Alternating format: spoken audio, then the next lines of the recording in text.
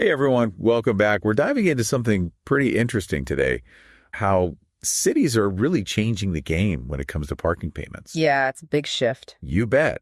And, you all sent over this NMI article. It's fascinating. And I think for all of you out there, this is going to be really relevant to you. Yeah, definitely. The article kind of lays out 5 big reasons why cities are upgrading. Okay. Reducing congestion, getting all that great data for smart city projects. Right. Optimizing revenue, lowering costs. Makes sense. And then future-proofing for all those transportation changes we know are coming. Big ones. Huge. Yeah. And we're going to break down all 5 for you, starting with how they can help with traffic congestion. I think we've all been there, circling around the block looking for a spot. Oh, yeah. It wastes time. It's bad for the planet, and it just makes traffic worse. And the article had some crazy stats from New York City. They found that between 28 and 45% of cars on the road at any given time were just looking for parking.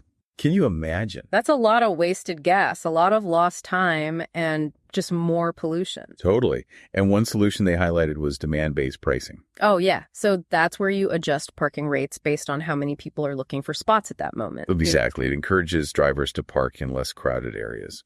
And they talked about San Francisco's program, SF Park, I think it's called. Yeah. By using demand-based pricing, they were able to cut down that cruising time by 43%. And that saves something like 330,000 gallons of fuel every year. That's huge. Yeah, win for the city and the environment for sure. And that kind of dynamic pricing, it's only possible with these new systems, right? Yeah, the old coin-operated meters, they just can't keep up. Right. These new systems use sensors, they use data analytics and mobile payments to make the whole parking experience much smoother and more efficient. So SF Park wasn't just about less traffic, though. They were also able to gather a ton of useful data. And that brings us to another big benefit of modern parking payments, all the data they can collect for these smart city projects. Gold mine of information for cities. Right.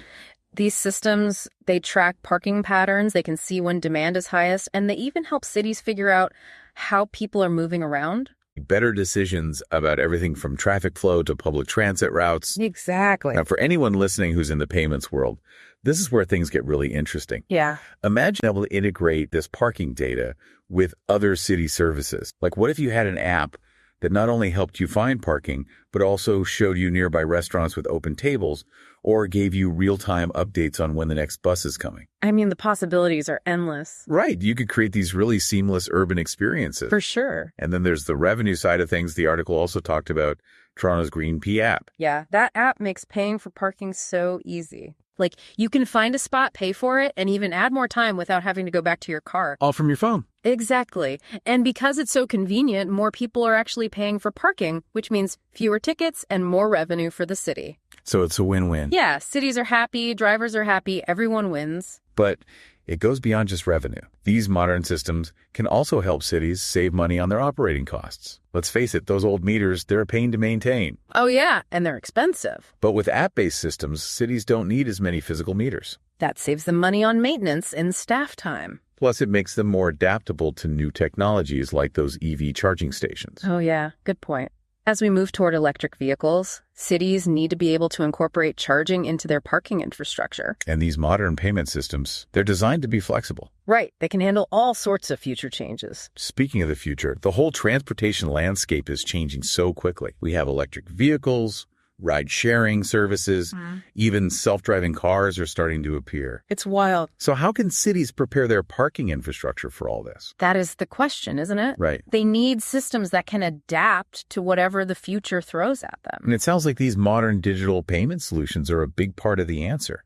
They are. They offer the flexibility and the integration that cities need to navigate this changing world. It's not just about collecting payments anymore. No, it's about creating a smarter, more connected, and more efficient transportation system. Now, before we jump into specific examples of how these systems work, I just want to touch on NMI's role in all of it. NMI is actually providing the payment infrastructure that powers a lot of these modern parking solutions. They offer a whole range of products and services, from secure payment gateways to those unattended payment terminals that you see in parking garages. So they're really helping cities and parking operators accept payments from drivers in all sorts of ways. So they're really enabling this transition to a more modern and efficient parking system. But let's dig a little deeper into the technology itself. What are some of the key features and approaches that make these modern systems so effective? Well, the article talks about a few different approaches, each with its pros and cons, like pay and display meters, pay-by-plate systems, and then, of course, there are the app-based solutions, which seem to be getting really popular. Right. Let's break those down. Starting with pay and display, it seems like an improvement over those old coin-operated meters, but still a bit old school. Yeah, you still have those physical kiosks where you pay and get a receipt to put on your dashboard. Right.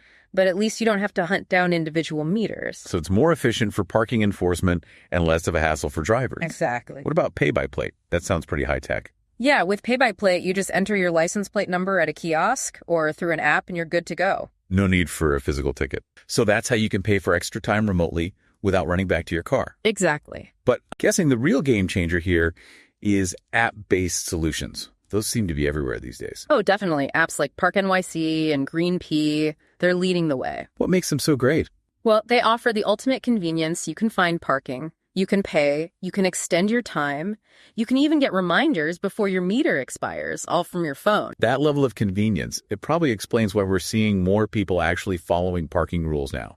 But it's not just about convenience. These apps are also collecting valuable data. Oh, yeah, tons of it. So they can track parking patterns in real time. They can pinpoint those peak demand times and even guide drivers to open spots. Exactly. It's pretty amazing. And cities can use that data to make improvements to things like traffic flow and public transportation. And for all the software developers out there, think about this. You could integrate this parking data with other city services. Oh, yeah, like what? Well, imagine a navigation app that takes parking availability into account when it's planning your route, or an app that helps you find parking and a charging station for your electric vehicle. The possibilities are really exciting. They are. But speaking of EVs, the article did mention some challenges and opportunities that come with the rise of electric vehicles. Yeah. How do cities adapt their parking infrastructure as more people make the switch? Right. That's a big question. For one thing, they need to start integrating EV charging stations into their parking facilities. And I imagine the payment systems need to be able to handle both parking and charging costs. All in one seamless transaction. Sounds complicated. It can be, especially with all these different charging networks and payment methods popping up. So cities need to be thinking long term. They do. They need to invest in systems that are flexible and adaptable so they can keep up with all these changes. Future-proof their infrastructure. So what does all of this mean for our listeners who are in the payment space? I mean, it sounds like a huge opportunity. Right. There's a real need for innovative solutions that can help cities modernize their parking operations and create these smarter, more efficient parking experiences. So whether it's developing those user-friendly payment apps or integrating parking data with other city services, or building the infrastructure for EV charging payment. Many ways to get involved. And it's not just about parking. No, it's about shaping the future of our cities. Creating a more connected, efficient, and sustainable urban experience for everyone. For sure. The NMI article really paints a compelling picture of the potential here, but let's be realistic, there must be challenges too. Of course, implementing these systems, it takes a lot of investment from cities. Coordination between different groups. Yeah, parking operators, technology providers, city planners, everyone needs to be on the same page. And we can't forget about data privacy and security. That's a big concern these days. Absolutely. And let's not assume that everyone is comfortable using apps or digital payments. Some people still prefer those traditional methods. Right. Cities need to think about everyone. They need to find that balance between innovation and accessibility. Definitely. So it's complex. It is. But the potential benefits are huge. Less traffic congestion,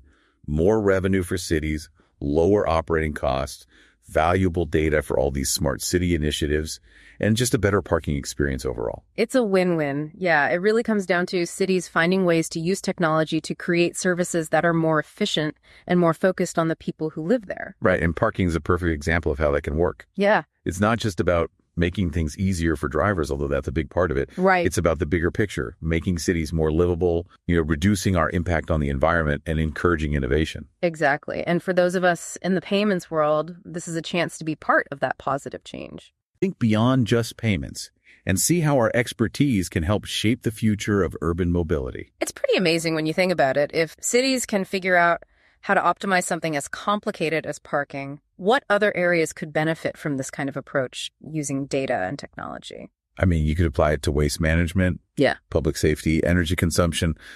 The possibilities are pretty much endless. This deep dive has given us a lot to think about. It has. It's fascinating how Something as ordinary as parking is becoming such a key part of these smart city initiatives. And how the payments industry has such an important role to play in making it happen. So to our listeners, we encourage you to keep exploring these trends. Keep innovating and keep pushing the boundaries of what's possible. The future of our cities really depends on. Well said. Thanks for joining us on this deep dive. Until next time.